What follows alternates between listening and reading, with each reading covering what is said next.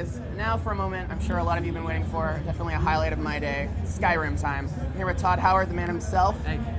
I feel like I've watched the Elder Scrolls evolve. I still remember when I got there's like a PC gamer demo disc for Daggerfall back in the day. So it's like something I've been following a long time. Skyrim looks amazing. What are you guys showing off more than anything here at E3 this year? Well, it's a hard game to show off because our games are so silly, enormous. Yeah. So we show about a half-hour demo, try to hit all the highlights as far as what we're doing, the technology, how the combat works, magic, a little bit of dialogue, a town, horses, dungeons, and then of course dragons. So we do a lot of dragons. We're showing a bunch of dragon stuff and the shout powers the player can do, which is the language of the dragons. So it's kind of a fun demo just to play because often we don't know what's going to happen. There's a little bit of things we take control of, so the right things happen. But my first demo of E3, the dragons just flew off, and I was chasing them through the world. And well, it's exciting. It's good stuff. Yeah, it seems like such a dynamic world where I was watching, and it was like they walked past some woolly mammoths, and it was like, maybe I'll punch these mammoths and start a fight. It's like, I don't know, amazing. So in terms of, and compared to Oblivion and sort of taking that next step, how much pressure do you feel in terms of like, well, now this game needs to be that much bigger than before and that much, and sort of the hardware capabilities of maintaining that? I mean, as far as game size, we don't feel any pressure. We definitely, each time we do a game, there's a lot we learn, both in terms of how people experience our games and what the hardware can do. So after Fallout 3, we had a pretty big list of what we wanted to do. So right after Fallout 3, all of our tech guys jumped on changing our engine. It's just, there's so much life left in these platforms as far as what you can do, and also our games have, luckily for us, become more popular.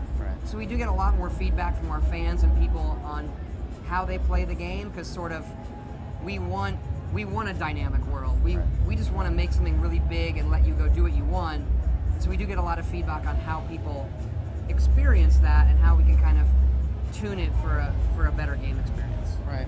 How do you balance the game? Let's say there's people, the hardcore end where it's like they're really into the lore, they're really into the story 100%, and then you've got maybe just some casual gamers who want to run around, just fight, start fights with woolly mammoths, for example. How do you sort of, reconcile those two in terms of just, designing the main path through the game? I mean, generally we make games for people that play a lot of games. Right. So we tend to put it all there, and we find that the people playing it can kind of, they self-manage. So even if somebody's just into combat, and they're playing Call of Duty or whatever, they can pick it up and the controls are familiar to them, they can play the game. But they kind of self-manage in terms of if they find a book and they want to read it, they'll read it. But if they want to go and find a dungeon and do that, but even those kind of people, sometimes they just want to stop, watch the sunset, as opposed to us saying, well, here's the minute-to-minute flow and balance you're going to have. We put it more in your hands to say, you want to do 100 hours of killing, you could do that in this game.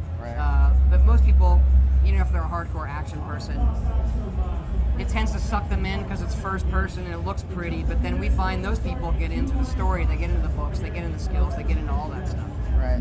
Does your own background as a gamer sort of help you decide those moments of like what to include, where it's like, oh, I walk through this house and I want to be able to pick up a pillow and throw it across the room or something, you know what I mean? Or like, oh, I want to be able to read these books. Does that affect much, those decisions? Yeah, absolutely. A lot of us, it's the whole team. Right. So what's kind of cool about doing role-playing games is there's no feature that you can't at least consider. Right. Can you get married? Can there? Right. So that's a lot of fun about it. So we try to cram as much of that in as we think is going to be balanced and make sense in the game world. Yeah. And we try to polish those features and keep them for the players. I don't want to say relatively simple, but elegant, and then have lots of those things. And when those start working together, then you get complexity that the player is driving more than we are as creators. Right. Well, as far as the art design for this game, obviously it's very, very beautiful from what I've seen so far. Can you just talk about sort of the influences that went into the specific look of this game versus the previous entries? Well, we want to do the province of Skyrim where the game takes place. We want to try to do that justice in terms of have a rugged environment, and it feels more lived in. It's lower tech, if you think of Oblivion kind of being in the heart of the Empire, it's more cosmopolitan. This is more maybe a King Arthur-ish feel, whereas this gets more Conan. Right. There is a bit more violence to it, but not because we are trying to make it sensational. It feels like the way it should be. that it's a more violent, rugged culture and world with Skyrim. Right. Can we talk a little bit about the skills that are going into the game? The class system has gone from Oblivion, and there's perks that go along with the skills. Can you just kind of give us an overview of how that works? Yeah, you have 18 skills, and you just play the game. So whatever you're doing, there's usually a skill for that activity, and it's going to increase as you do it. And the higher the skill, the more it affects your leveling up. So you'll level up faster if you use your higher skills. And then when you level up, you get to pick a perk. Right. So there are perk trees within each skill. Okay. So right now we're in the 280 plus range for perks.